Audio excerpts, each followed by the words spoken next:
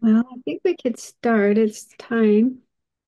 So we'll start by reciting the prayers as usual, and then I'll lead a meditation to help us get into a good state of mind for what we're doing here.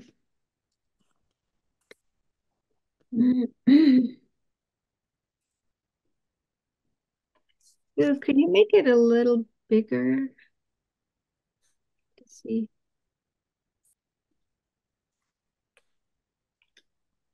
Yeah, that's better.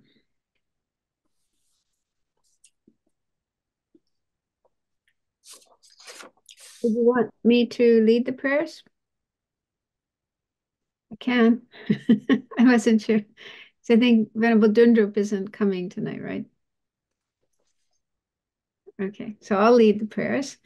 So while reciting the prayers, if you like, you can imagine the Buddha in front of you in space, made of light, very beautiful and blissful, peaceful, as we normally see the Buddha sitting with his legs in a full lotus posture, sitting on a lotus and sun and moon discs. And his face peaceful and smiling, looking at us with infinite love and compassion, totally caring for us, dedicated to helping us, guiding us until we reach the same state, the state of enlightenment. So if you have difficulty visualizing, it's okay. You can just feel that the Buddha is there. You can also, if you are able to, you can imagine there's many other Buddhas and Bodhisattvas around in space around us, all with the same attitude of infinite love and compassion and all their other good qualities like wisdom and mind that's totally pure, free of all negative thoughts, negative emotions, only filled with pure positive thoughts and emotions.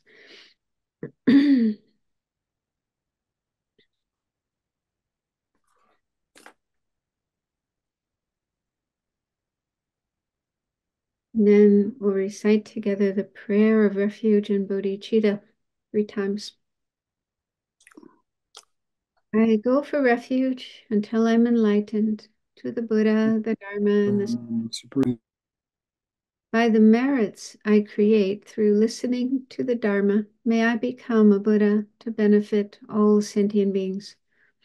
I go for refuge until I'm enlightened to the Buddha, the Dharma, and the Supreme Assembly. By the merits I create through listening to the Dharma, may I become a Buddha to benefit all sentient beings. I go for refuge until I'm enlightened to the Buddha, the Dharma, and the Supreme Assembly. By the merits I create through listening to the Dharma, may I become a Buddha to benefit all sentient beings.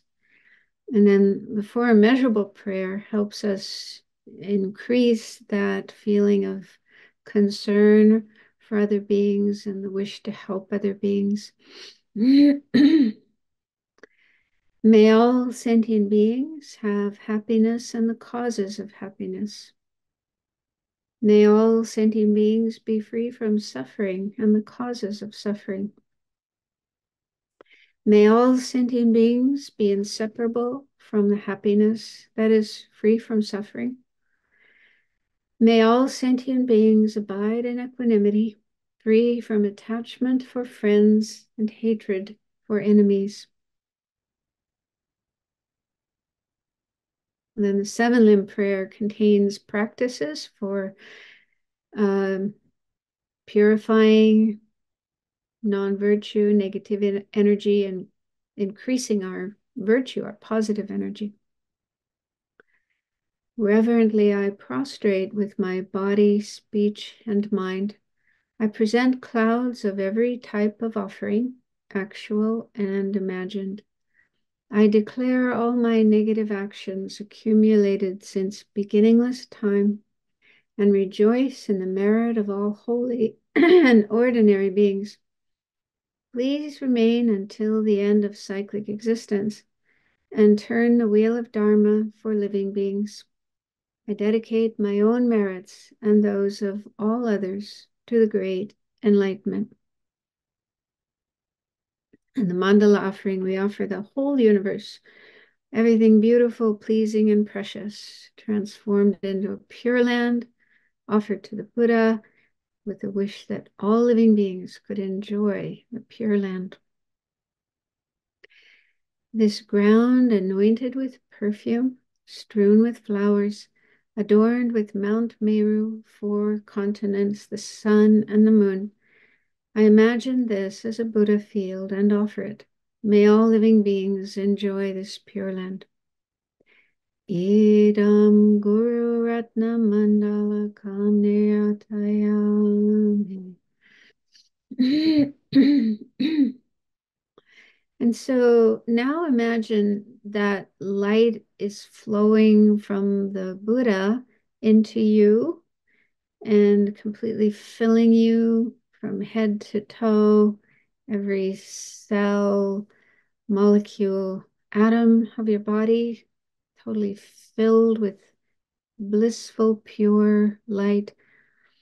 And imagine that it purifies, clears away any negative energy in the body, in the mind, and it blesses your mind to be able to have all the positive qualities like wisdom and love and compassion so that your mind can grow and develop, progress along the path, getting closer to the state of Buddhahood.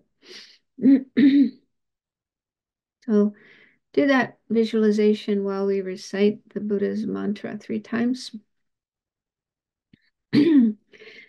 Taya ta om mune mune maha munae soha. Taya ta om mune mune maha munae soha. Taya ta om mune mune maha munae so.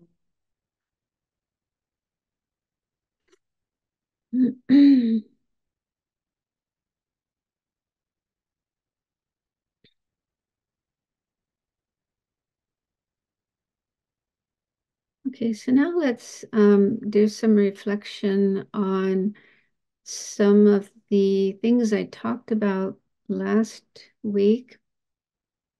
I talked about the 3 principal aspects of the path that we need to learn about and develop in our mind as much as possible as prerequisites for the practice of Tantra. So if we don't have a good understanding and pretty strong experience of these in our mind, then even if we try to practice Tantra, it won't work. It won't bring the desired results. So these are very important, and they are renunciation, bodhicitta, and the correct view of emptiness. And renunciation had 2 levels, 2 types. So let's do a little meditation on the first one. So first of all, think about how we all have Buddha nature,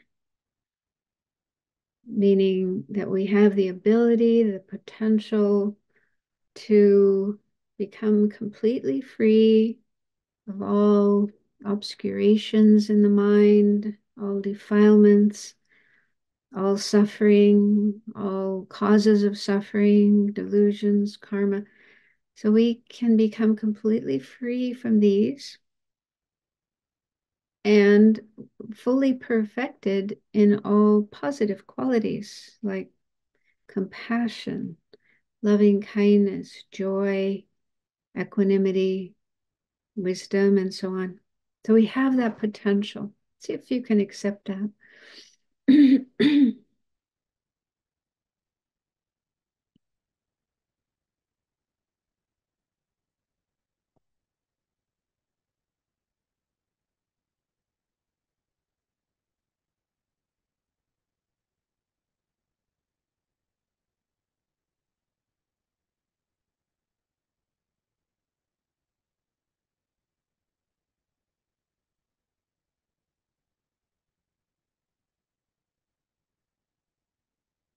And in fact, all sentient beings have this potential, but not everyone is in the best situation to be able to develop their potential.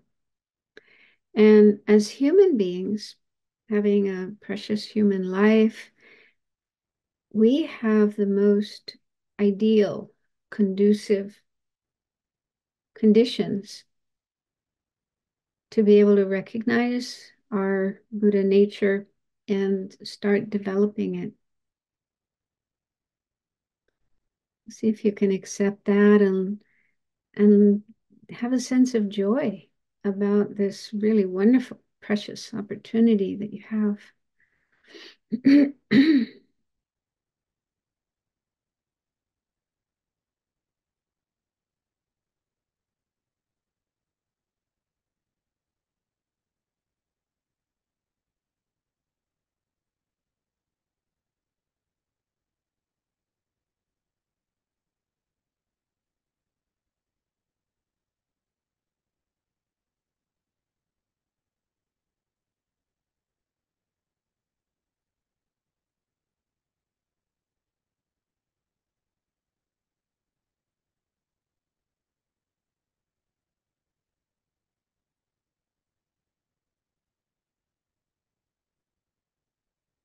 However, the downside is that this life won't last forever.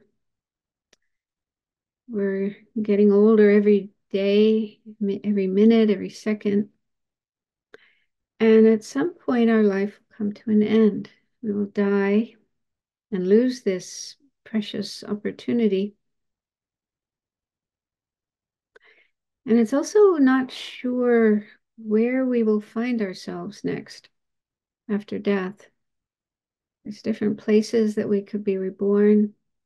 Some are more fortunate, some are less fortunate. We don't really have choice or control. It's up to our karma where we go after this life, after death. So ideally, we should try to be born in a situation where we can, again, learn the Dharma, practice the Dharma, and continue following the path to enlightenment so we can develop our Buddha nature.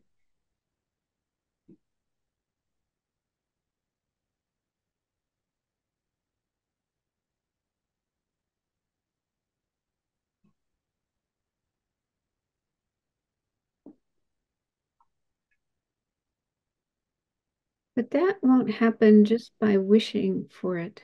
We need to create the right causes, and that starts with virtue, creating virtue, doing positive, beneficial, virtuous actions with our body, speech, and mind, and trying our best to avoid non-virtuous actions with our body, speech, and mind. So we need to learn the Dharma because that explains these causes for good rebirths, fortunate rebirths in our future lives, as well as higher states like liberation and enlightenment. So we need to learn the Dharma and then practice it to ensure that when this life ends and we go to the next one, we'll be born in a fortunate situation again, so we can continue following the path to enlightenment. So see if that makes sense. That's something you aspire to.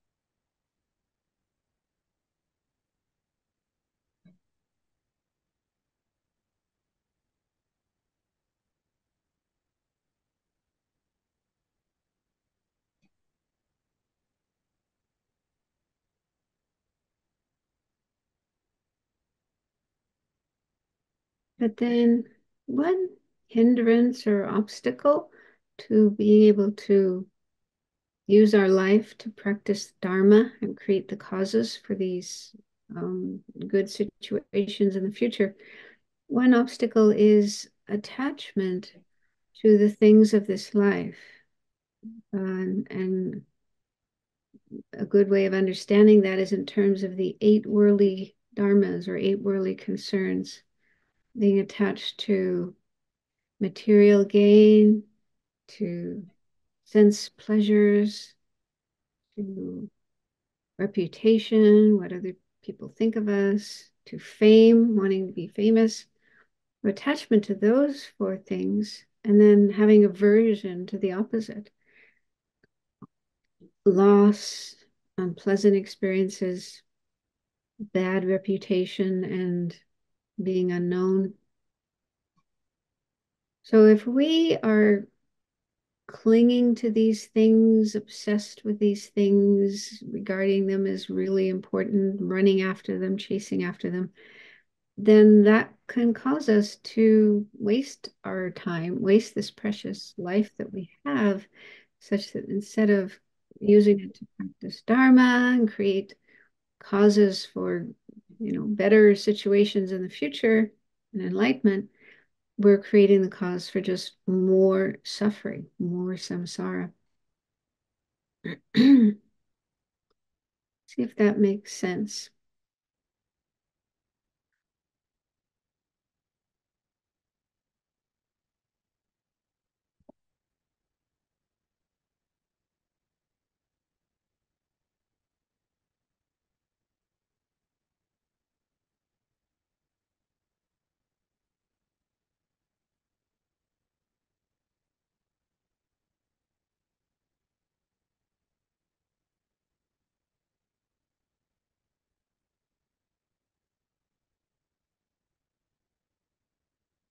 But even if we do recognize the futility of chasing after these worldly things and want to overcome such attachment, it's not easy. It does take time and energy.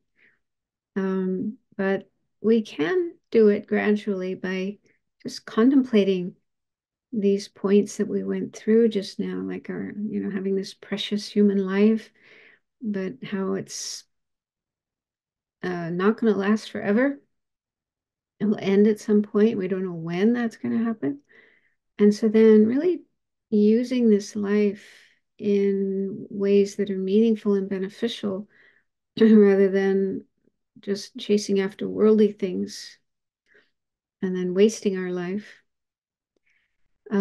So contemplating those points and then really generating the wish to be more interested in Dharma practice, less interested in worldly pursuits.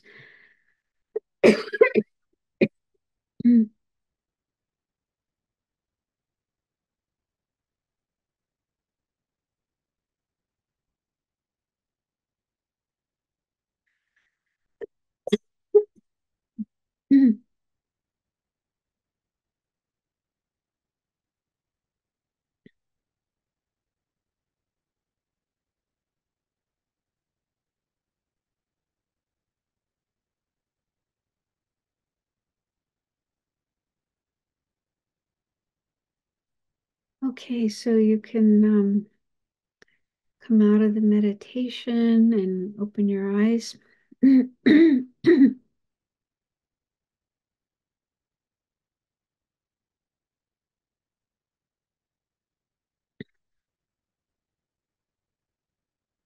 Okay, so that's one of the one of the points we need to contemplate, meditate on, and get some insight into, get some experience into as a step towards practicing Tantra. And in the coming sessions, we'll meditate on the other points that are prerequisites for the practice of Tantra, like the other type of renunciation of samsara, and then bodhicitta, and the correct view of emptiness. Okay, so to carry on, I made some slides again for tonight. The first slide is just a repeat of the outline. These are the main points we're going to go through in this course. So last week we did the first two. We looked at where Tantra fits into Buddhism, how it's a branch of Mahayana Buddhism, not something separate outside of that. And then we looked at these prerequisites for the practice of Tantra, the three principal aspects of the path. So we need to learn those and contemplate those, meditate on those, and really try to generate those three principal aspects of the path in our mind as much as possible, because those form the kind of basis, the foundation for tantric practice. And if we have a good, firm foundation, then our practice will work, it will go well. But if we don't have a firm foundation, then the practice that we do won't be very effective and might even go in the wrong direction. So tonight we'll start looking at the third point, which is the differences between Vajrayana or Tantra and Sutrayana. So those are the two branches or two types of Mahayana Buddhism. And again, Mahayana Buddhism means it's the path for those who want to go to full enlightenment, buddhahood, who want to become a Buddha for the benefit of all living beings. And so for those who have that wish, that aspiration, there are these two routes that you can follow. Sutrayana, or also called Paramitayana, and Vajrayana, or Tantra. So let's start looking at the differences between those.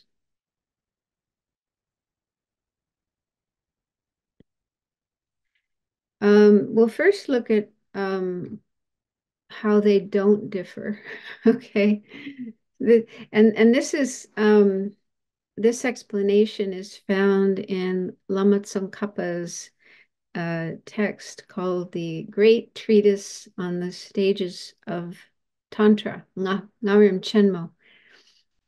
So that's a really extensive book text on Tantra. And at the beginning of that, he has these kind of introductory comments about Tantra, just to kind of explain what it is and what it isn't, and so on. And so, yeah, I found it quite helpful to learn about these, so I thought it would be good to share it. Okay, so so again, Vajrayana or Tantra and Sutrayana, or the Sutra vehicle, they're both branches of Mahayana, but there are differences between them. Okay, but before we look at the differences between them, we will look at how they don't differ. So this is another way of saying ways in which they are the same.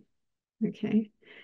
So the first is aspiration or aim, and that is Buddhahood for the sake of all beings. So that means whether someone is practicing Vajrayana or Tantra, or someone is practicing Sutrayana, the Sutra vehicle, their aim, what they want to attain, is Buddhahood, full enlightenment, and their reason, their motivation for wanting to attain enlightenment is to be able to help all sentient beings.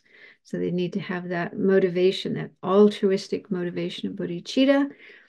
They really, really, really want to help sentient beings because they're suffering, and they want, to help all living beings be free of suffering. So they have very, very strong bodhicitta, who wish to benefit all sentient beings, and they realize that attaining enlightenment, Buddhahood, is the best way to do that. In fact, it's the only way that you can really help all sentient beings.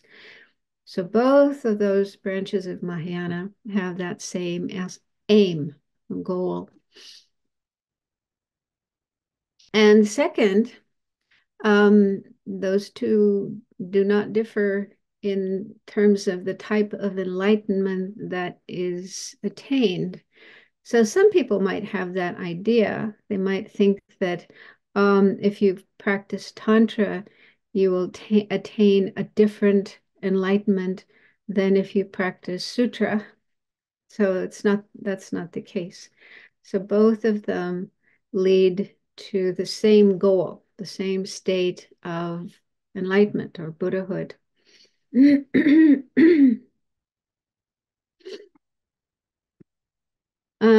then the third is the view of emptiness. So they don't differ in the view of emptiness. And specifically, it's the view, because the word emptiness can mean different things. It doesn't always mean the same thing. There are different types of emptiness explained by different schools of Buddhist philosophy. But the view of emptiness that one needs to have to practice both Vajrayana and Sutrayana is the view of emptiness explained by Nagarjuna, and that's what we call Madhyamaka. So he is said to be the founder of the Madhyamaka school of philosophy. So his way of explaining emptiness, the Madhyamaka way of explaining emptiness, that is the view of emptiness that one needs to have when practicing both Vajrayana and Sutrayana. And the reason for that is because it only with that view of emptiness will you be able to completely eliminate from the mind all the obscurations that prevent both nirvana, liberation from samsara, as well as full enlightenment. So the reason we aren't enlightened right now, the reason we aren't in nirvana is because we have obscurations in our mind, like, dirt, not really dirt, but kind of like that. They do use the word sometimes. They use the term stains or defilements. So there is this kind of yucky stuff in our mind that is preventing our mind from having those experiences of, nirvana and enlightenment. So that needs those things, those obscurations need to be cleared away. And the only thing that can really clear them away totally is the view of emptiness explained by Nagarjuna, meaning emptiness of inherent existence, or also called independent existence, objective existence. So that type of emptiness is common to both Vajrayana and Sutrayana. And another type of emptiness that you find in Buddhist philosophy is that of the Chittamatra school, or the mind-only school. Some of you have probably heard about that. So they also talk about emptiness. So they have a view of emptiness that they study and they meditate on. And it's different. It's not the same as the Madhyamaka emptiness. But it is said, I've heard it said that with the view of Chittamatra, with their view of emptiness, you can practice Tantra and you can get to a certain point, a certain level of realization, but you won't be able to get all the way to Buddhahood. Yeah. So it can get you part way there, but not all the way there. So to get all the way to Buddhahood, you'd need the Madhyamaka view of emptiness. And the reason for that is because the kind of emptiness explained in the Chittamatra system is not able, it's not enough.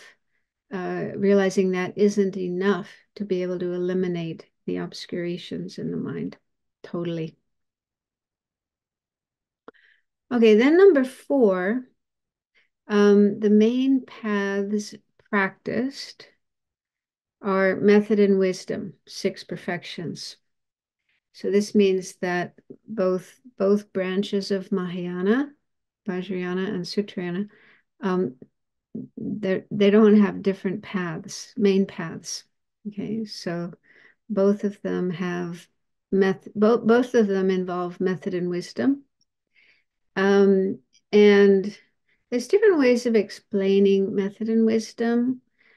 Probably the most usual way is in terms of the six perfections.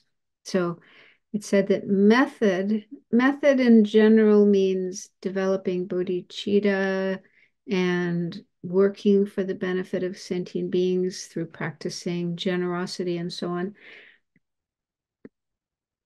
And then wisdom is meditating on emptiness, the emptiness of inherent existence of all phenomena, oneself, others, and all things.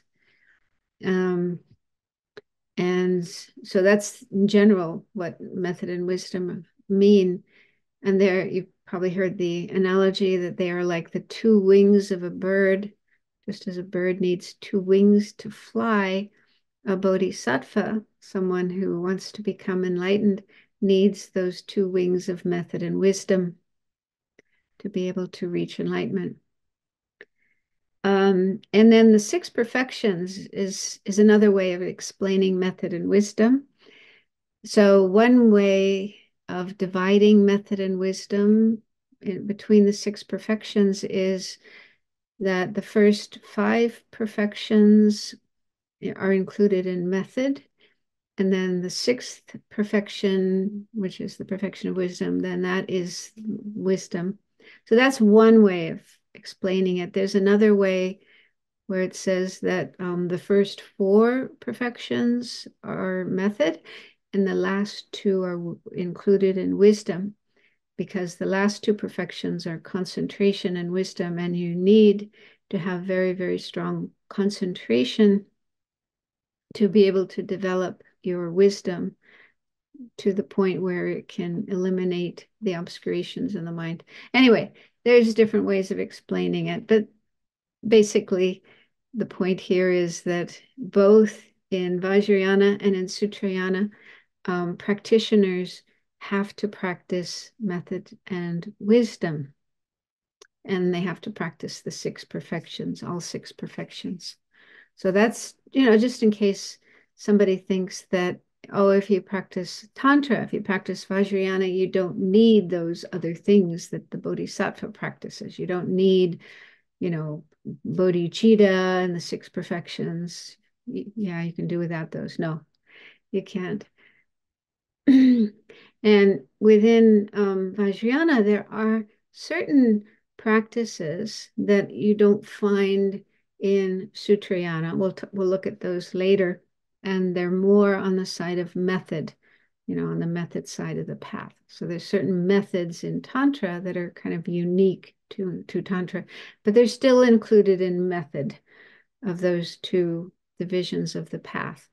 So yeah, the point here is whether you practice Vajrayana or Sutrayana, you need method and wisdom. And then number 5, sharpness of practitioners' faculties or speed on the path. So there's actually 2 and 1 there.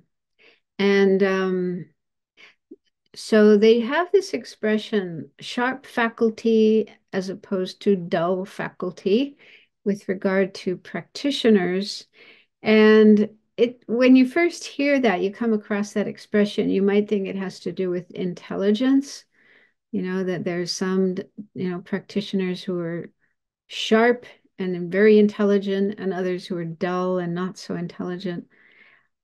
But my teacher, when I was doing the master's program, he said it isn't a case of intelligence, but rather a case of mental strength, how strong and determined your mind is. So a person who has sharp faculties is someone who has very, very strong determination. Maybe we could say Milarepa. He's like a good example of someone who just, was such a The strong practitioner didn't give up even when facing incredible difficulties, hardships, and he just kept going and reached enlightenment in that very life.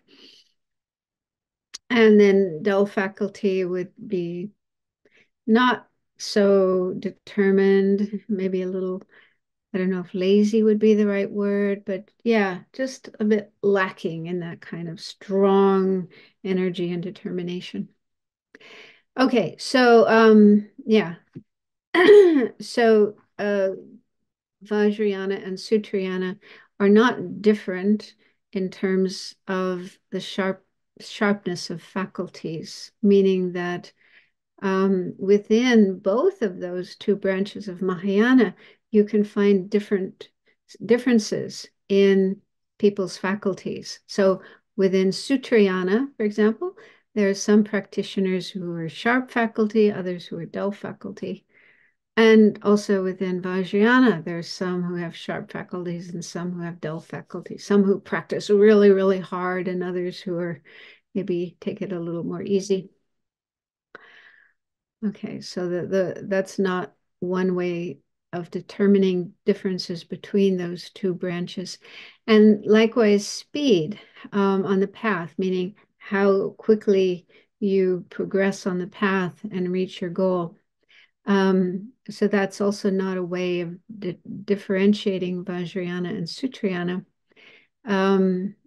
because within both of those two branches of Mahayana, there are practitioners who take longer to reach the goal of Buddhahood and others who take less time. Yeah. So that might surprise you because it is said that Tantra is faster than Sutra. The Vajrayana path is faster than the Sutrayana path.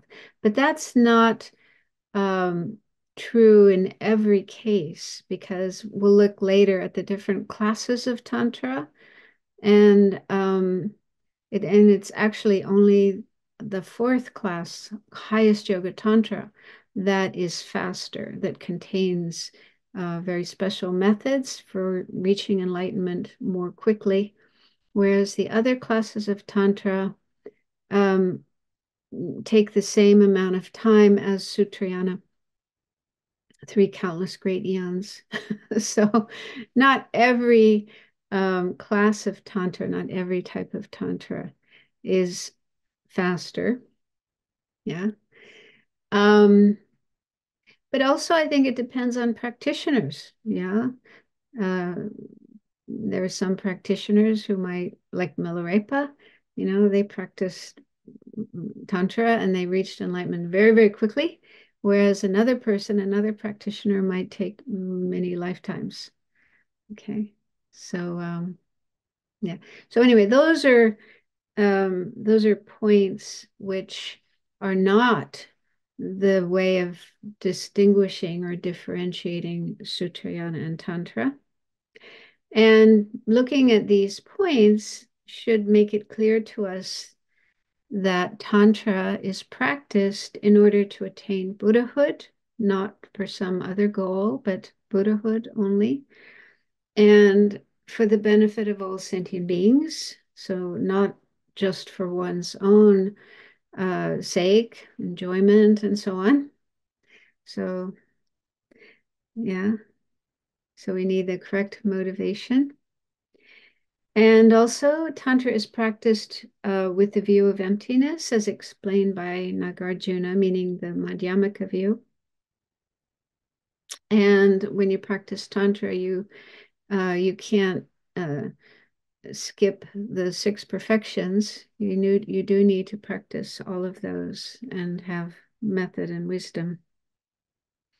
And also Tantra can be faster, but not necessarily. It's not necessarily faster for everyone.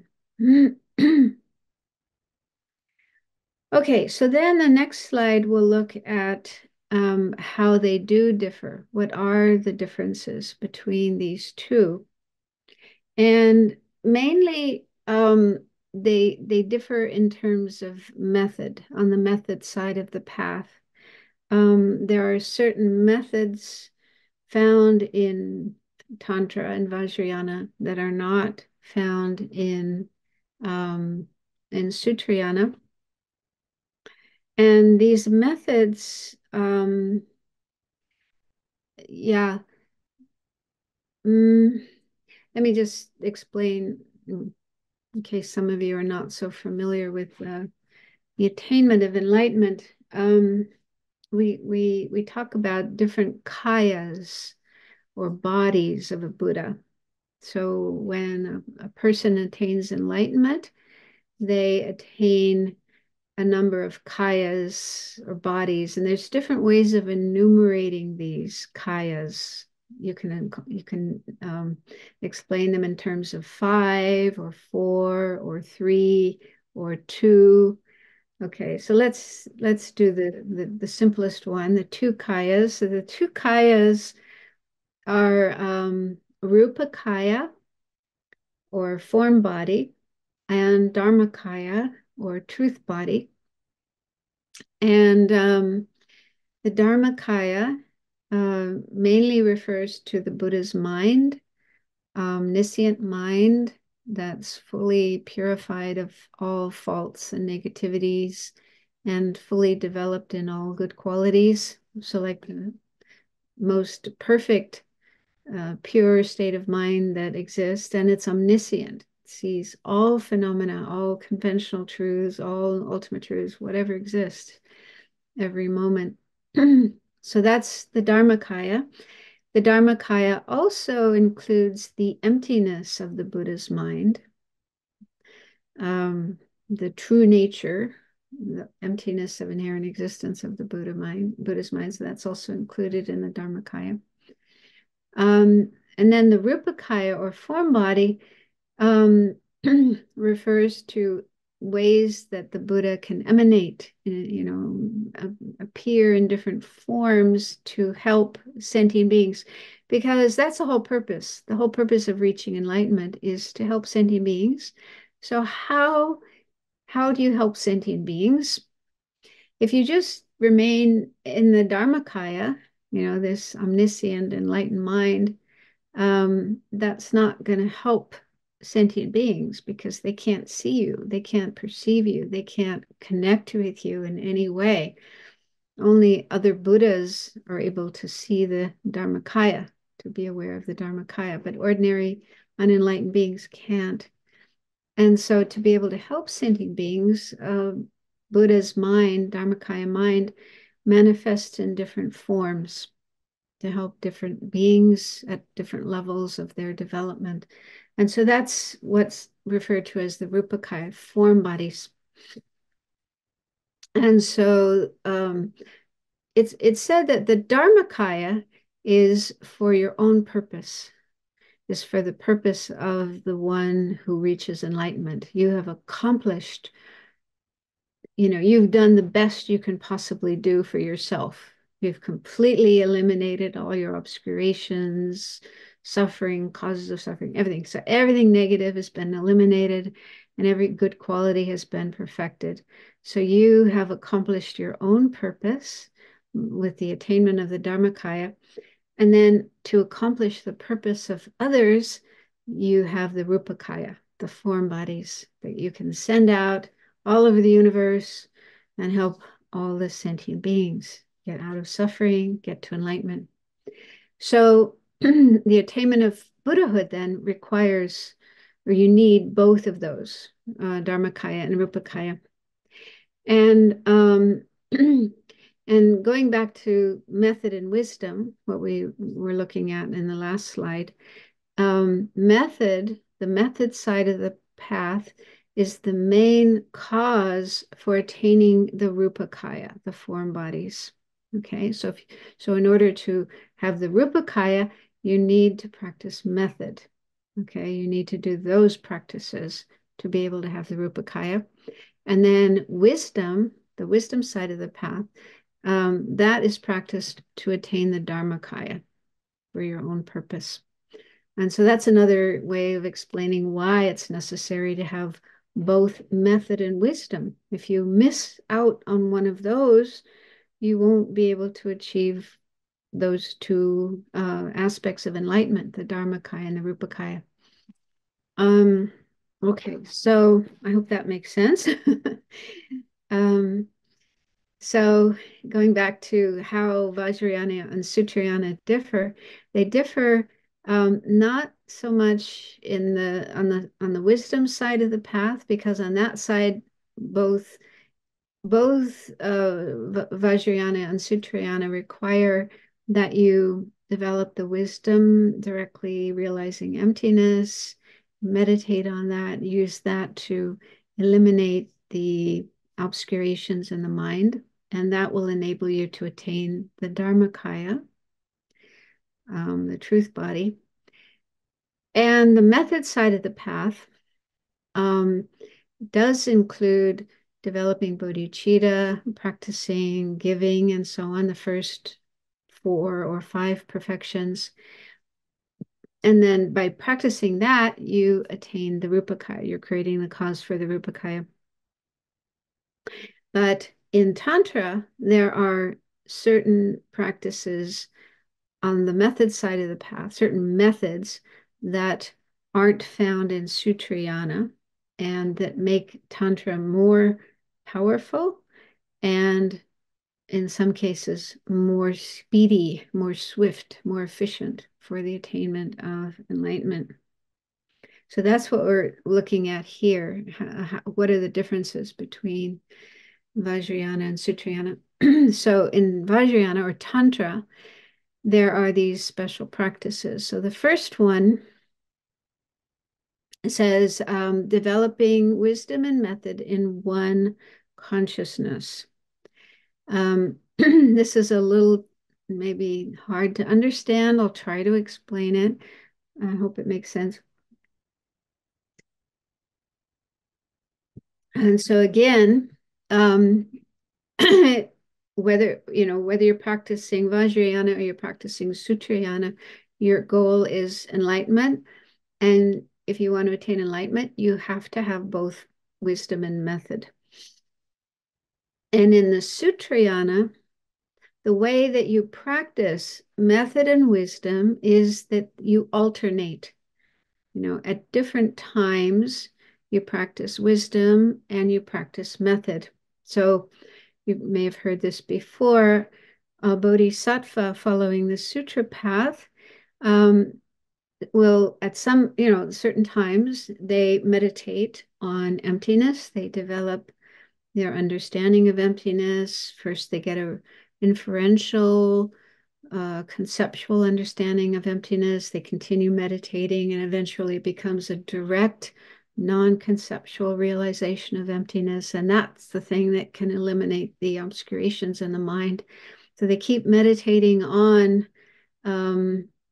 their realization of emptiness and gradually eliminate the different levels of obscurations in the mind. So at certain times, that's what the bodhisattva does. They're working on that side. And then at other times, when they're not meditating, they are practicing method. So they're cultivating bodhicitta, they're practicing giving, ethics, patience, helping sentient beings, and so on, and accumulating merit. Okay, so those are done at different times. But they do influence each other. Yeah, they affect each other, influence each other. So how that is done is because, they have this bodhicitta, this strong determination to reach enlightenment, to help all sentient beings. That's the motivation they have for everything they do. So when a bodhisattva sits down to meditate on emptiness, their mind is influenced by bodhicitta. That's their whole motivation for sitting down and meditating on emptiness. They're doing it to reach enlightenment for the sake of sentient beings. So their bodhicitta, the method side of the path, is flavoring or influencing their practice of wisdom. And it works the other way as well. When they are not in meditation, but they're, helping sentient beings, practicing other perfections, practicing the method side of the path, so that when they're doing those practices, then wisdom is influencing their practice. You've probably heard this. For example, when a bodhisattva practices giving, generosity, let's say they're giving food to people who are hungry. So while they're doing that activity, they are aware of the emptiness of all the different aspects of this action that they're doing. They themselves are empty of inherent existence. The recipients that they're giving the food to are empty of inherent existence. The food they're giving, the act of giving, all of these things are empty of inherent existence. So in that way, they they overcome grasping at inherent existence while they're practicing method. So that's how in the sutra path, a bodhisattva practices wisdom and method in a way that they're practiced at different times, but they do affect each other. They do influence each other. Whereas in Tantra and Vajrayana, a practitioner is able to practice wisdom and method at the same time with the same mind, the same state of mind. So the way that is done, just in brief, when you're practicing Vajrayana, you have what are called sadhanas. A sadhana is literally, it means a method of accomplishment. And there are different sadhanas for different deities. Some of you may have had some experience of doing sadhanas. It's like a meditation practice where you have different prayers and visualizations and contemplations. Yeah. And so within the sadhana, there's a place where you meditate on emptiness and you bring up whatever an understanding of emptiness you have, and you think yourself, you are empty of inherent existence, and others and all phenomena, everything is empty of inherent existence. So you let everything dissolve, all the ordinary appearances of things dissolve into emptiness. And you're of course doing this with the bodhicitta motivation. Your whole reason, your whole purpose for doing this practice is bodhicitta, to become enlightened, to help all sentient beings. And then, so then after dissolving everything into emptiness, you imagine that very mind that understands emptiness manifests or appears in the form of the deity. And there's many different deities or Buddha figures, Chenrezig and Haruka and so on. Whatever practice you're doing, whatever sadhana you're doing. And so you visualize this deity, which is a manifestation of or an appearance of the wisdom realizing emptiness. And so you visualize this deity, and at the same time, you are meditating on how it is empty.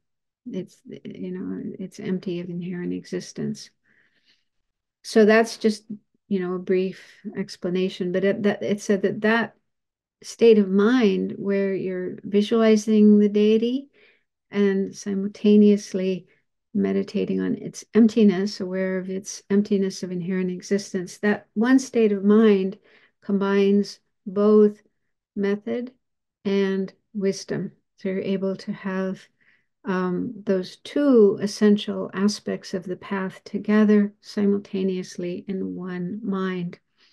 And it said that this is actually very important to do, because again, the whole purpose of practicing method and wisdom is to become a Buddha with these two kayas, Rupakaya and Dharmakaya. And it said that the two kayas, Rupakaya and Dharmakaya, are one nature, one entity, meaning that I don't know if you've come across that expression, comes up a lot in Buddhist philosophy, but when they say two things are one nature, it means that they arise together, they abide together inseparably, they cease together. So they're like inseparable. They can still be two different things, but they are kind of glued together in a way. They're inseparable. You can't separate them. And that's the case with the Dharmakaya and the Rupakaya of a Buddha.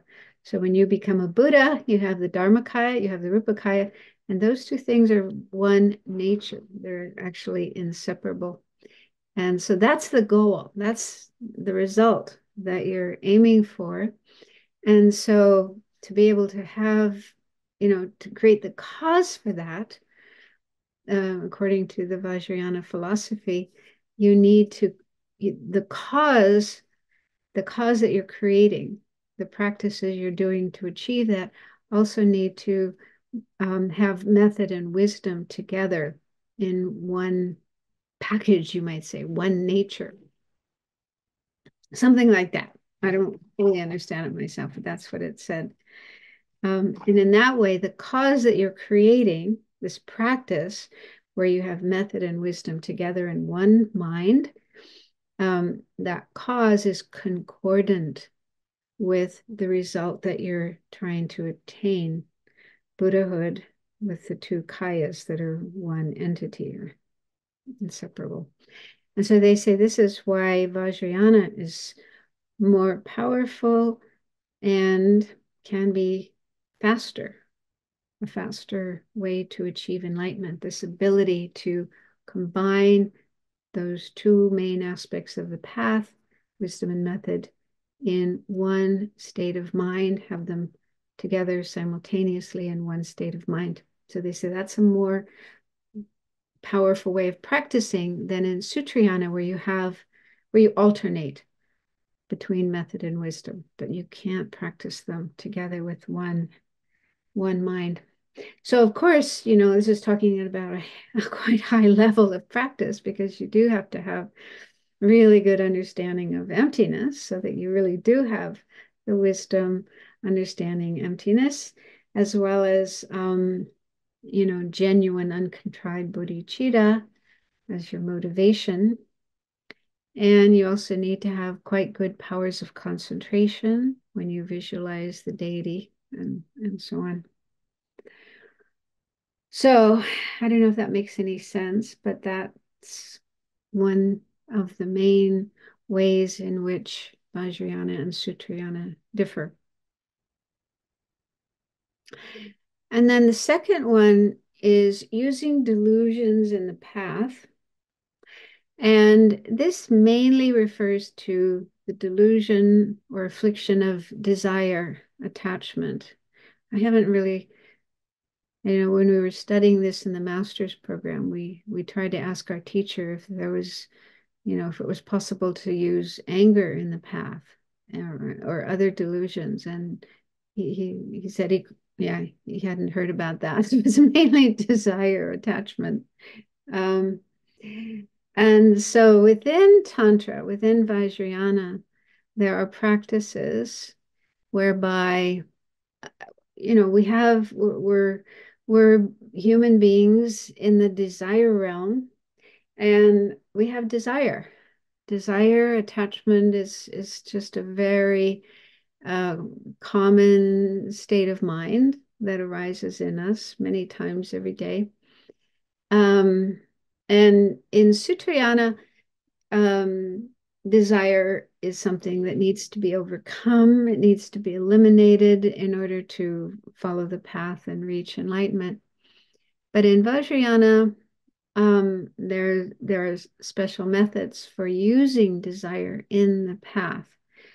And if you read Lama Yeshe's book, Introduction to Tantra, he talks about this towards the beginning, the first couple of chapters. He talks a lot about using desire in the path. So just roughly the way it works, you have to have a very good understanding or experience of emptiness. So within your practice, if desire arises in your mind, instead of our usual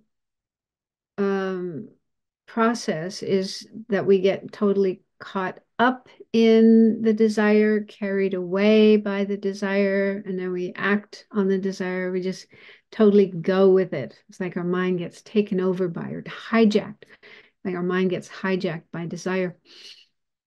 So that's the usual way. But a tantric practitioner will notice the arisal of the desire. And instead of going that way, getting caught up in it and acting it out, the meditator will meditate on emptiness, will switch their mind to meditation on emptiness. And there's a certain bliss that comes with this experience, and the bliss enables them to stay absorbed in their experience of emptiness and kind of go really, really deep into the experience of emptiness and remain in that experience for a longer period of time. And then this mind, this realization of emptiness, which is also feeling very blissful, this acts as an antidote to desire. This is something that destroys desire. So instead of desire increasing, being fueled and increasing, it gets destroyed. And they actually used this analogy of insects that are born inside of wood, and maybe like termites. I guess, their eggs inside of the wood, the insects come out of their eggs, and then they're inside of the wood, and then they eat the wood. So they're born in the wood, and then they eat it, they destroy it. And so they say it's similar with this kind of practice where this experience of emptiness is born within desire, within the experience of desire, but then is able to eat the desire, destroy the desire.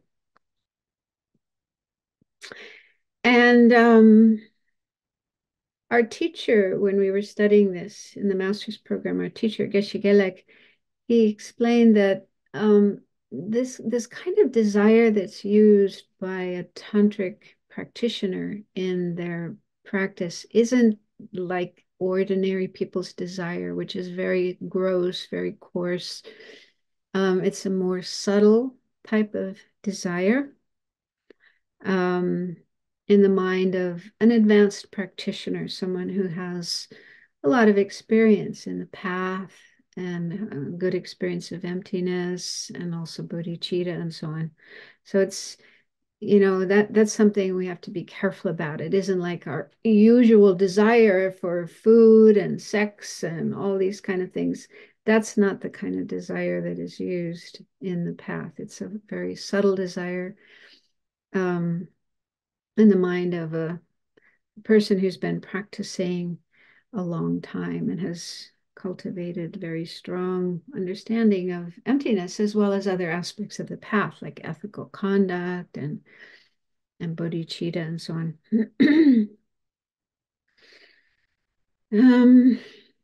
Okay, so again, that's a practice found in Vajrayana that isn't found in Sutrayana.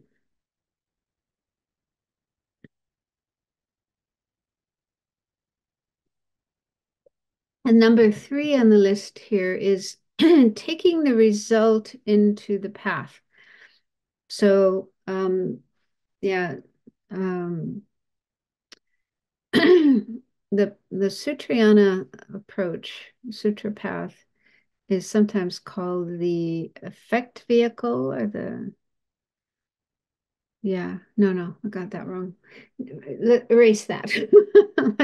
I'll talk about that more later. But Vajrayana is sometimes called the resultant vehicle because you take the result. The result refers to Buddhahood.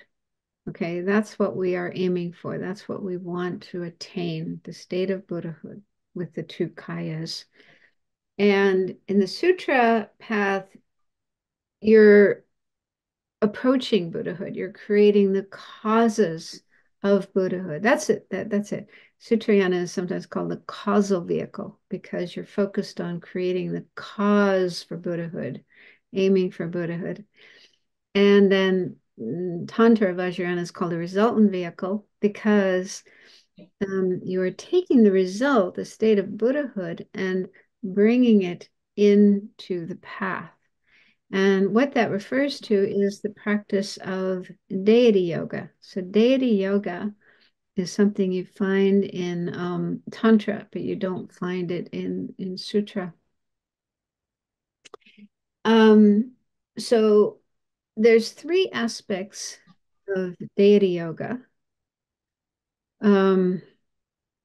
First is called divine pride or divine identity.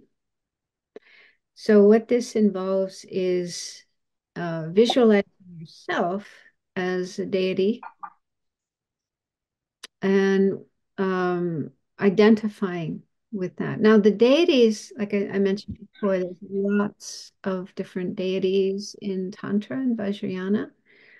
And there's also different classes of Tantra. So within the different classes of Tantra, you have different deities. So it's quite complex.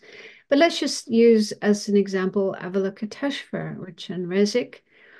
I think everyone's familiar with Chenrezig. And so that's one example of a tantric deity. So after receiving an initiation into practice, into Chenrezig or Avalokiteshvara, then you have you're entitled to engage in practicing deity yoga. And the first aspect of this divine pride or identity means you can visualize yourself in the form of Chenrezig. And that can only be done after receiving an initiation. You're not supposed to do that kind of practice if you haven't received an initiation. And so when it says visualizing yourself as the deity, yourself as Chenrezig, does that mean your ordinary body and mind, your ordinary aggregates? This kind of combination of physical and mental components, you're visualizing that as the deity? No. As I mentioned before, in the sadhana, you meditate on emptiness. There's a point where you meditate on emptiness, you dissolve everything into emptiness, meaning that you should have quite a good understanding that your ordinary sense of I and your body, your mind, and so on, these don't exist the way they appear as inherently independently existing. So you have to have a good understanding of that. And that, yeah, this ordinary appearance as inherently existing is actually false. It's like empty. Things are empty of that. So you let this ordinary appearance dissolve into emptiness. Then that mind that understands emptiness, that is what appears as or transforms into the deity, like Chenrezig. Okay. This very beautiful body made of light there's different forms of Chenrezig, one face and 4 arms, or 11 faces and 1,000 arms. So yeah, depending on which type of Chenrezig you're practicing. But so this deity arises from, or is the manifestation of your wisdom, understanding emptiness. And there's this component of bodhicitta. The whole reason, the whole purpose for doing this is to help sentient beings. We want to attain the state of a Buddha to be able to help all sentient beings. And these deities, they are different manifestations of enlightened mind. So they are all Buddha figures. They use the word deity but they're really enlightened beings. So Chenrezig Avalokiteshvara is an enlightened being, not different in form, different than, say, Shakyamuni Buddha, but essentially the same, having the same realizations, the same qualities, the same attainments as the Buddha, just in a different appearance. And the reason there are so many different deities is because we are different. People are different. Sentient beings are different. And so, because we have different personalities and different karma and different experiences. And so these deities are, it's like enlightened mind, Buddha's mind, enlightened mind appearing in these forms to help different people, different beings to get in touch with their Buddha nature and actualize it.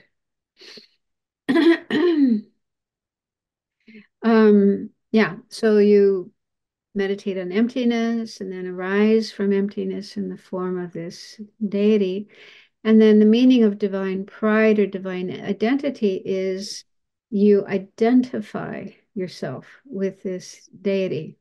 Okay. So you feel this is me. And again, you need to understand emptiness. There's no inherently existing I, no inherently existing deity, but it's a merely labeled, merely designated, conventionally existent deity. So you have to have the correct understanding. Otherwise, yeah, you may, if you didn't have that understanding, then your pride, your deluded pride, your arrogance might increase. Um, so that's actually one danger of this kind of practice. There was a case of one man in a Dharma center, and he arrived early for a teaching or an event, and he was asked to sweep the floor, and he got rather upset, and he said, I'm not going to sweep the floor. I'm a Buddha. Like, how can you ask Buddha to sweep the floor? So, so he didn't have the right understanding. Yeah, that sounds like, deluded pride, deluded arrogance rather than divine pride. Divine pride. Yeah, if someone really had the correct understanding of divine pride or divine identity, they wouldn't react that way. They would be happy to sweep the floor. They would be totally humble. Yeah. So again, this is why it is so important to have an understanding of emptiness. Because if you don't, if you lack that and you're doing these tantric practices, then instead of your delusions decreasing, they might increase, which wouldn't be helpful at all. And also the motivation of bodhicitta, the whole reason, the whole purpose for doing these practices is helping sentient beings. So you should be willing to help sentient beings and not annoyed if they ask you to do something. And so, yeah, so this kind of practice of divine pride or divine identity, the reason I put those two words with a slash in between, they do use the word pride. It's the same word as the delusion of pride, but it's divine pride. And just to make it clear that we're not talking about the usual deluded, afflicted pride, then maybe identity would be a more suitable term, divine identity. The meaning is identifying yourself with this deity who is a Buddha figure, arising from your wisdom, realizing emptiness. And then doing that kind of practice, it activates our Buddha nature. It's a way of getting in touch with our Buddha nature. This is how we're going to be one day.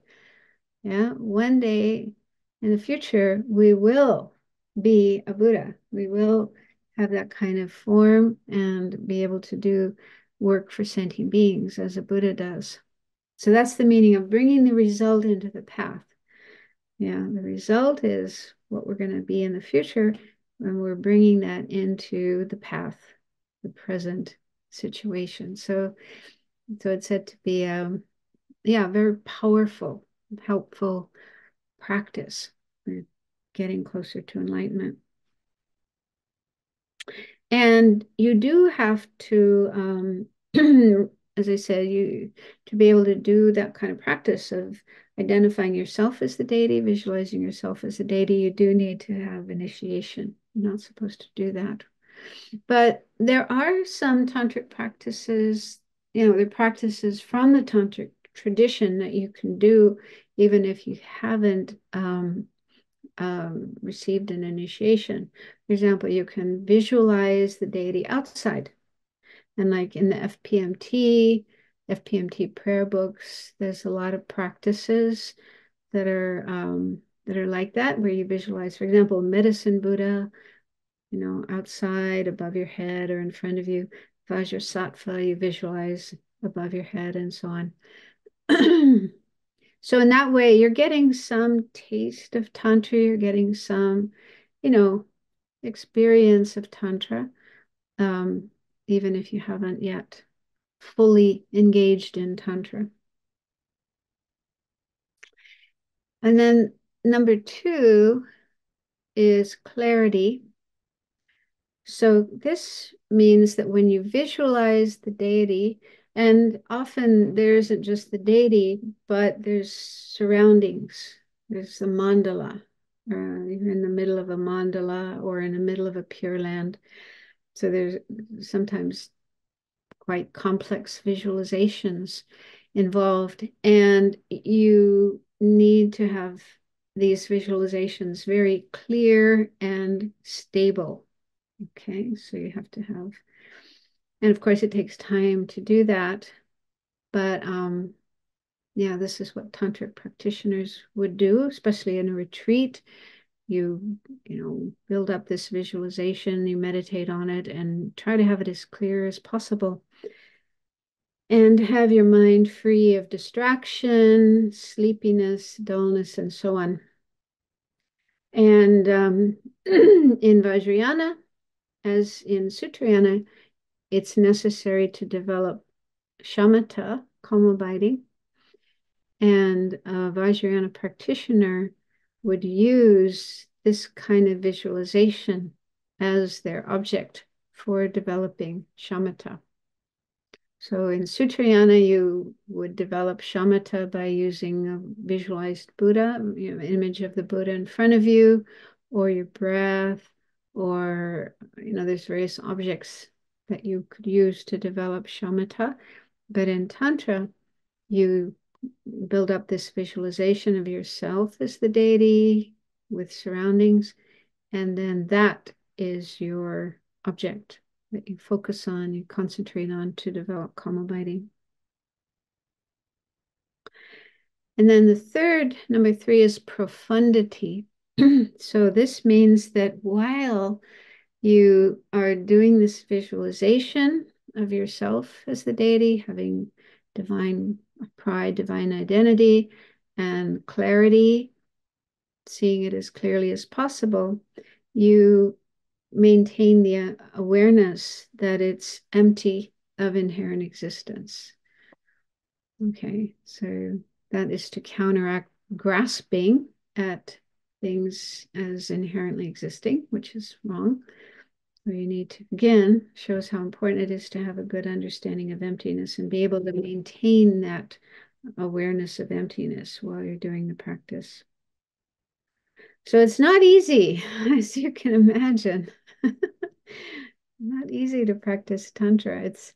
Of course, sometimes those of us who do tantric practices, we just recite the words and recite the mantras and get through them and so on. But to really gain the results of Tantra, the attainment of Buddhahood through the practice of Tantra, then you need these aspects: divine pride, clarity, and profundity. Okay, so just the next one more slide, and then we'll stop for questions. This is just another way of explaining that kind of practice of deity yoga, the four complete purities. I was trying to find these in other books, like then it's not mentioned in Lama Yeshe's book or other books, but it's in Lama Tsongkhapa's great treatise of the stages of Tantra. And these are practiced to overcome ordinary view and ordinary grasping. If you read Lama Yeshe's book, Introduction to Tantra, he talks about this in which chapter? It's chapter 4, which is called Overthrowing the Tyranny of Ordinary Appearances. There he talks about how, we tend to see ourselves as ordinary, and many of us even subordinary. It's like many people in the West have this tendency to feel really bad about themselves and think, oh, I'm horrible, I'm hopeless. We focus on our faults and our mistakes and our shortcomings and put ourselves down, and maybe even have self-hatred, self-loathing, those kind of attitudes. And so that's really unhelpful, unhealthy, a big hindrance to Dharma practice, whether you're practicing Sutrayana or you're practicing Vajrayana. Because if you have that kind of view of yourself, then you will think, oh, I can't do it. Yeah, other people can become Buddhas, can attain enlightenment, but not me. I can't do it. It's impossible. So that kind of narrative, that kind of story about oneself is a big obstacle. And this practice of divine pride, seeing yourself as a deity based on understanding emptiness and bodhicitta. So this totally goes against that kind of view of,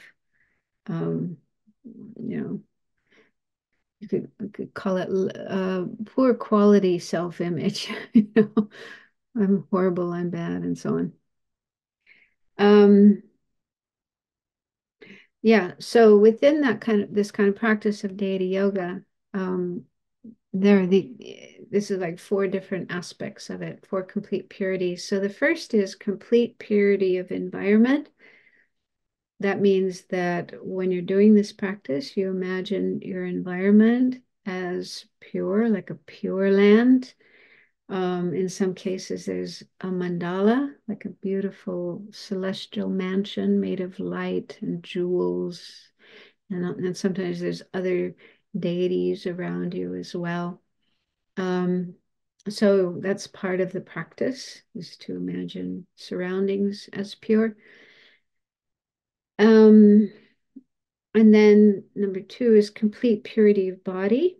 That means, instead of this ordinary body that we have made of skin, flesh, blood, and bones, we imagine we have the body of a deity, which is pure, made of light, and it's actually the manifestation of the mind understanding emptiness, wisdom manifesting in this form of the deity. And then number 3 is complete purity of resources, meaning the things that you use, the things that you enjoy within this divine identity as the deity. So in sadhana practices, there's often after going through the process of dissolution into emptiness and then arising as the deity, there's often a practice of offerings being made to yourself as the deity. You imagine beautiful goddesses, offering goddesses coming and presenting offerings to you, flowers and incense and so on. and that you are experiencing these with the mind, not of attachment, grasping, as we usually do, but with a mind of bliss and emptiness. And this will enhance your experience as the deity. And then 4 is complete purity of activities. So you're visualizing yourself as a Buddha, an enlightened being. And why? What does a Buddha do? Help sentient beings. That's the whole purpose of becoming a Buddha. Not just to, sit around and enjoy your situation, but you want to help sentient beings. And so so there's parts of the sadhana in which you imagine sending out rays of light to all sentient beings, different realms, and there's different things you can do to help them, purifying their suffering, causes of suffering, helping them attain realizations and so on. So sometimes this is done in a really quick way. You kind of just send out light and they get zapped and transform into Buddhas. And this is actually a practice that's done usually while you're reciting a mantra. There's always a mantra that goes connected with the deity. And so you spend time reciting the mantra, and while reciting the mantra, you do visualizations of helping sentient beings and leading them out of suffering and leading them to the state of enlightenment as well. So this is a more expanded way of looking at the practice of deity yoga. And ideally, when you're doing a practice like this, you don't do this only when you're sitting in meditation and doing your sadhana, but you do it all day long.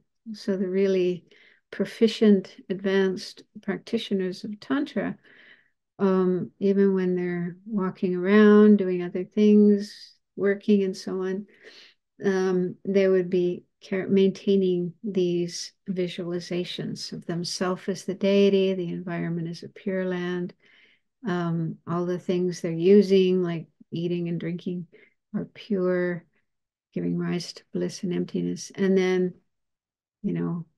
helping all the sentient beings around them. So I've always found this practice very, very difficult to do.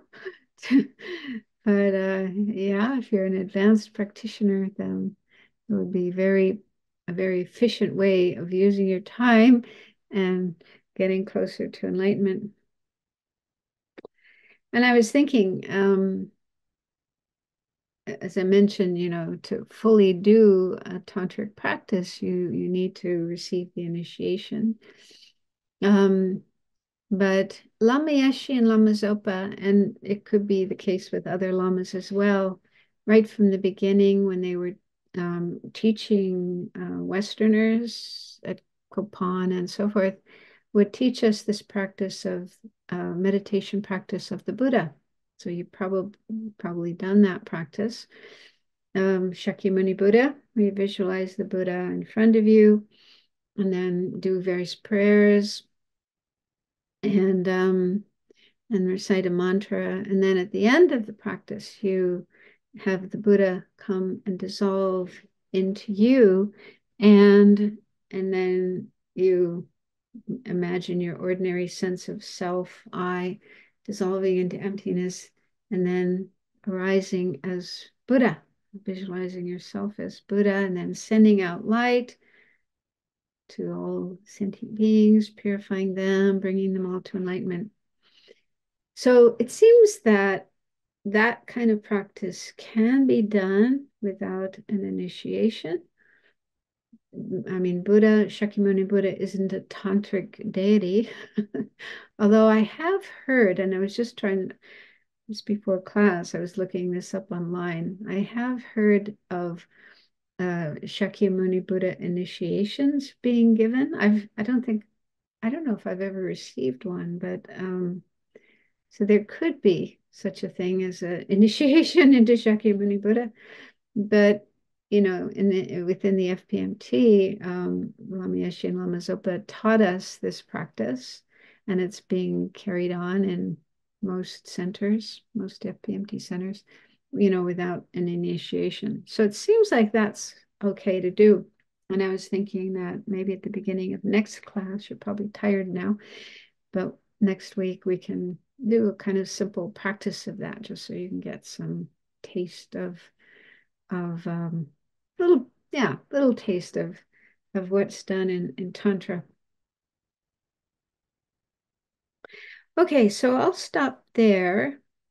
And if any of you have any questions you would like to ask, you can unmute yourself and ask.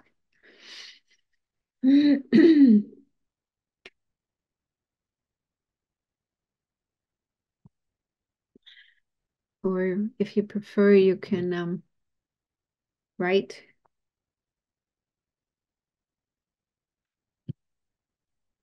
your question in the chat box. Venerable, I have a question. Mm-hmm. It seems like a lot. And how does one know when you're ready to embark on tipping your toe into Tantra? I I don't know when I would be ready. Or do you just jump in and start doing it? The way you described things this evening, I feel that I'm a bit of a ways from dipping in. Yeah. Well, it is good, I think, to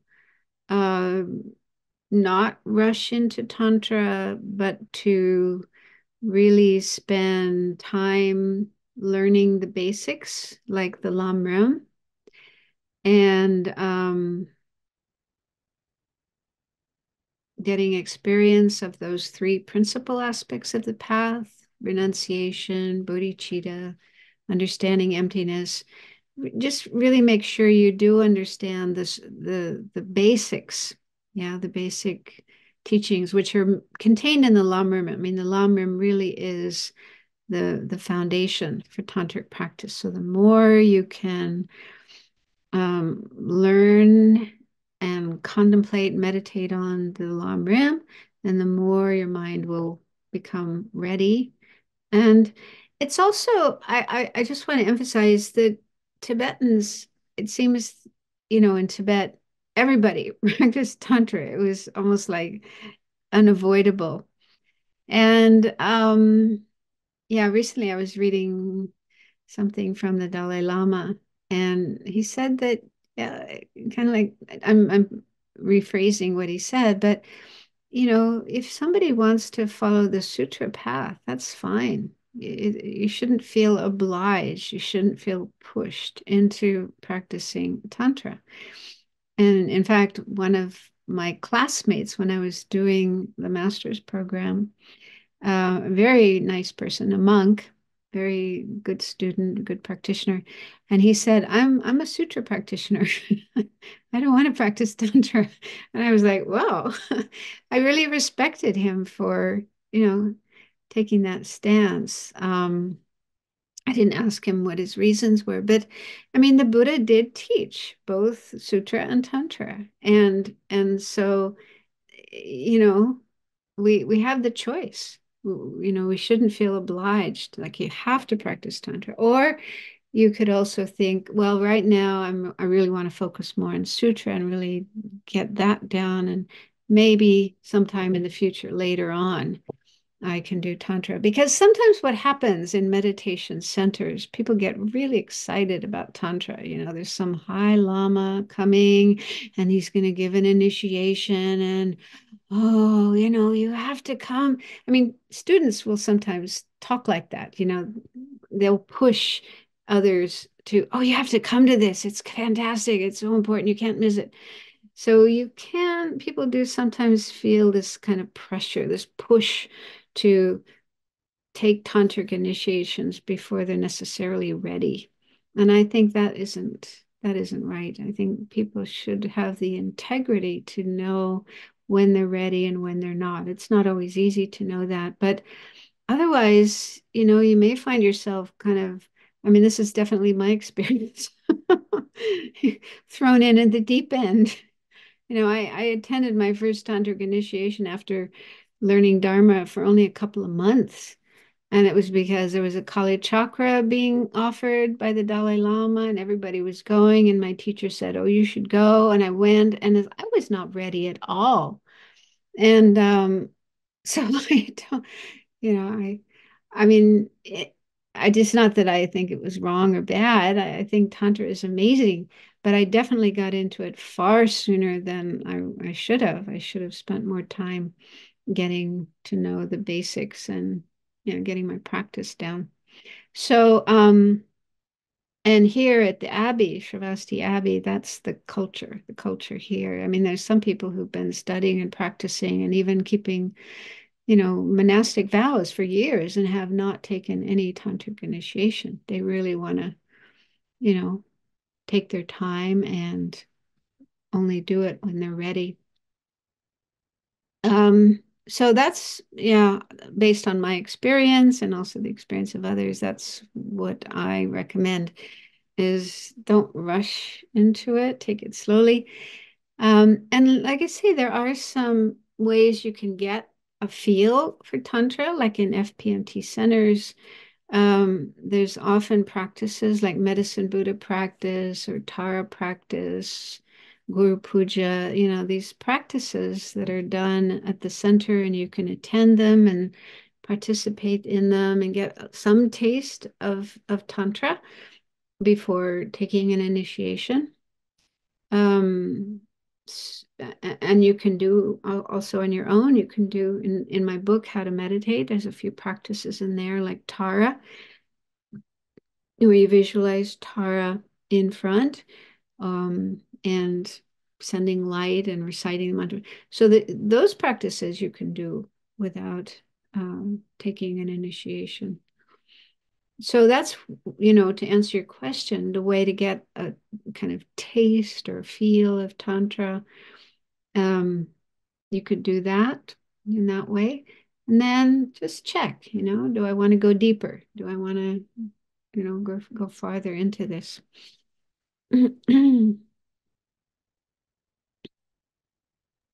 Thank you, Venerable. That was helpful. I and I don't know if this comes into play or not. I had an experience several years ago where I was a volunteer at a Vajrayana retreat center. And I mean, I was like pre-K with Buddhism. And I spent 3 months there, and it really set me back.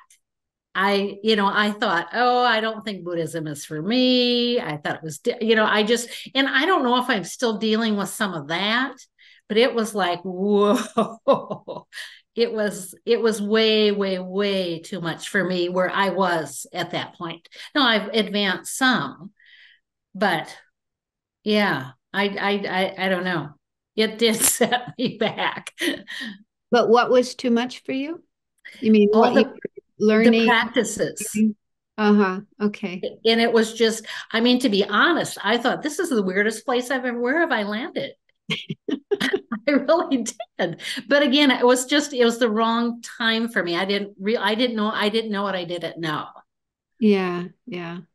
Yeah, So I think this often happens. And I think some Westerners, that's what attracts them to Tibetan Buddhism. They really are attracted to the Tantra aspects, and they sometimes jump in and take initiations and start doing all these practices, but they haven't actually learned the basics.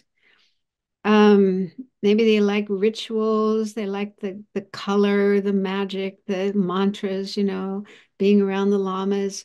But, when it comes to their understanding and even their basic practice of Dharma, like keeping precepts, avoiding non-virtue, maybe that's not so well developed.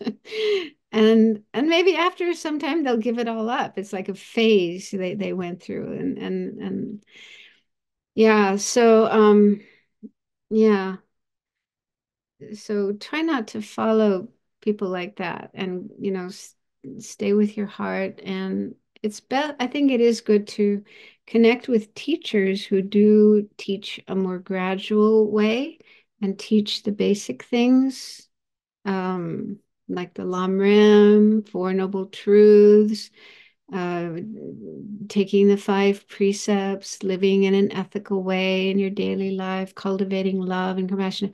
I mean, there's so much to do right there. That's a huge amount to work on.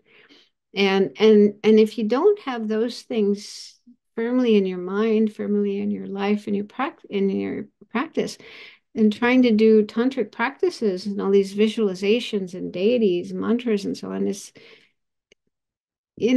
won't have any real meaning. you know so yeah, my advice is go slowly and really spend time on the more basic practices. Venerable, there's a question in the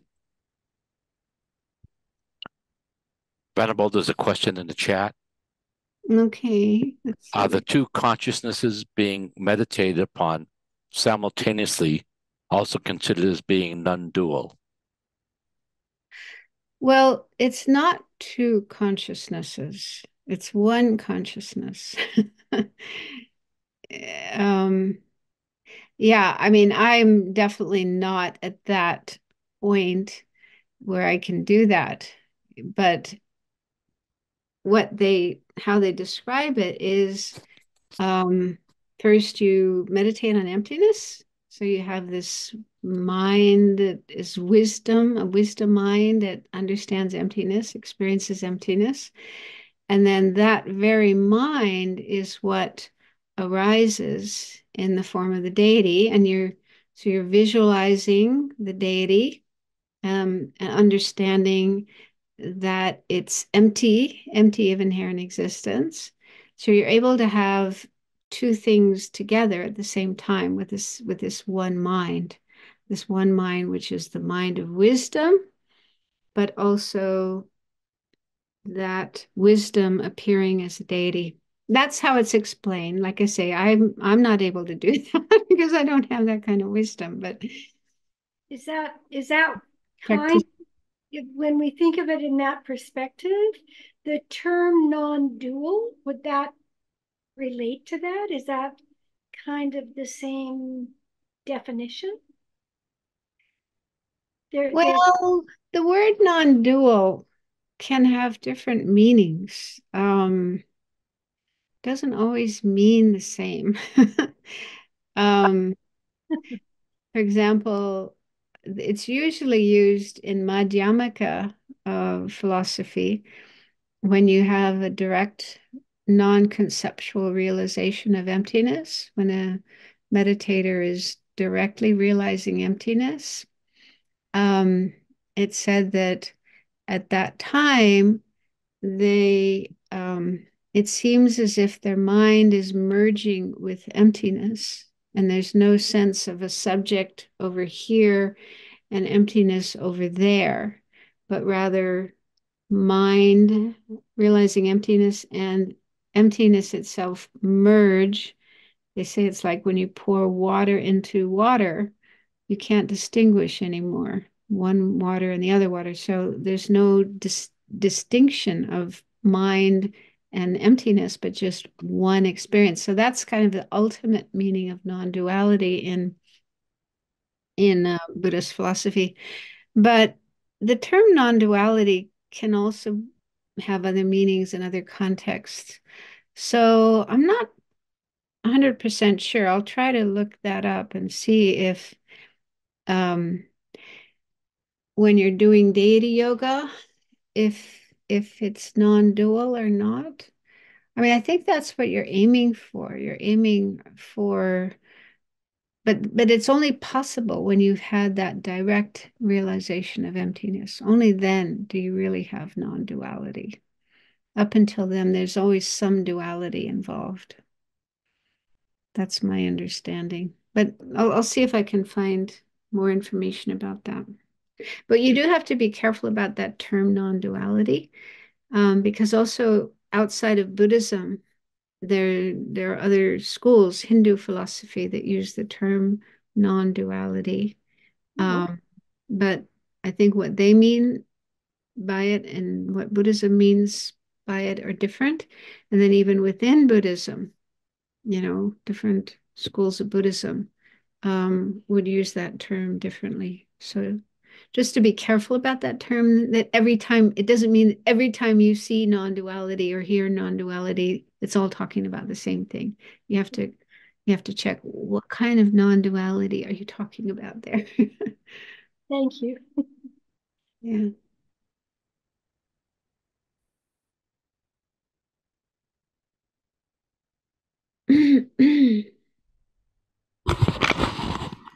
I put a comment in the chat, which is that there are practices available online with TNL, which would be the Medicine Buddha, the Tara Buddha, etc. That's on Tuesdays, your time, or Mountain Time, I think at about 4. And I have found them really helpful. Mm-hmm. Yeah, so even sitting at home in front of your computer screen, you can participate in some tantric practices and start to get some feel, some taste for them. I mean, they're quite beautiful. Yeah. I love, for myself, I love the practice of Chenrezig and Tara. Because these deities are manifestations of Buddha's mind, enlightened mind. So they have all the qualities of a Buddha. And so when you're meditating on them, visualizing them, contemplating them, connecting with them by doing various prayers and mantras and so on. So it's like you're getting closer to those qualities. It's a way of getting, because we have in our own mind, we have the seeds of those qualities. And when we're connecting with these Buddha figures, it's kind of like watering our seeds, nourishing our seeds so they can start to grow more. Okay, Wang Mo. Hey, Venerable, thank you for these teachings, so helpful. When talking about how it's important to have the correct view of emptiness and the Madhyamaka view, I was wondering, I can't remember, is that would it be like specifically Prasangika Madhyamaka, and is that like only found in the Gaelic tradition, or does Kagyu also share that same view? Does that make sense? My question. I've often heard His Holiness say that all Tibetan schools, all 4 Tibetan schools, have the Madhyamaka Prasangika view. And I figure he knows what he's talking about.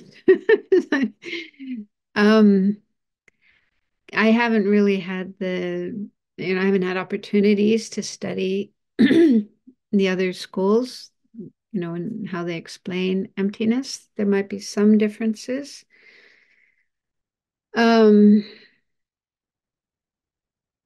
So yeah, I'm not really in a position to say that. There was some time last year, I think, preparing for a course, I was looking at some of Alex Berzin's material. He has this website called Study Buddhism, and he has a vast amount of material on there. And yeah, he was talking about how in some other schools they use the terminology differently.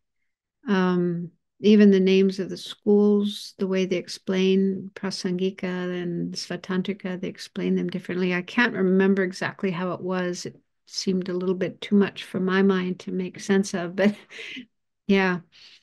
So my take from that was they're probably are some differences, but it might just be in terms of terminology. And when you get to what they're actually talking about, what they're meditating on, what they're experiencing, it might be the same. But I'm not really in a position to say that for sure.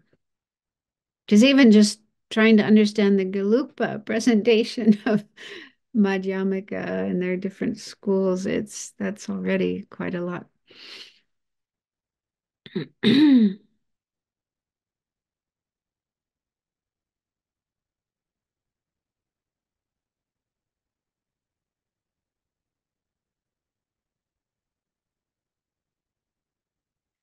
Okay, so maybe, are there any other questions? If not, we could dedicate to the dedication practice. So we have some prayers to dedicate our merit and also pray for the Dalai Lama's long life and also the quick return of Lama Zopa Rinpoche. So feel that we've done a good thing. We've spent our time well, starting off with a good motivation and then listening, thinking about, talking about, trying to understand these wonderful teachings with the wish to eventually become a Buddha for the benefit of all beings. So let's share this merit that we've created with all sentient beings, that it will lead to their awakening, freedom from all suffering, and the perfect peace and happiness of full enlightenment, Buddhahood. Due to the merits of these virtuous actions, may I quickly attain the state of a Guru Buddha and lead all living beings without exception into that enlightened state. May the supreme jewel bodhicitta that has not arisen arise and grow, and may that which has arisen not diminish, but increase more and more. Then wishing for the Dalai Lama to have long life, incomparably kind and supreme Tenzin Gyatso, the wish-fulfilling, wish-granting jewel, source of every benefit and happiness in this world. May you have a long life and all your holy wishes be spontaneously fulfilled. And for Lama Zopa Rinpoche's quick return, peerless teacher and assembly of the children of the victorious ones, Shravakas, Pratyeka Buddhas, victorious Losang, father and sons, together with the lineage masters, all the objects of refuge of the infinite lands, please bestow the virtue and goodness of accomplishing this prayer here and now. Holding and spreading the Muni's precious and complete teachings through explanation and practice, you wore the armor of patience that is never discouraged. Incomparable, venerable Guru, to you I make request. While striving single-pointedly for the sake of the victorious one's teachings, sole gateway through which all benefit and happiness emerge, and from other living beings, you suddenly departed to peace. What a great loss. Nevertheless, through the undeceiving truth of the blessings of the ocean of the three jewels and the great waves of bodhicitta of the children of the victorious ones, may the smile of a reincarnation swiftly beam in glory for fortunate disciples.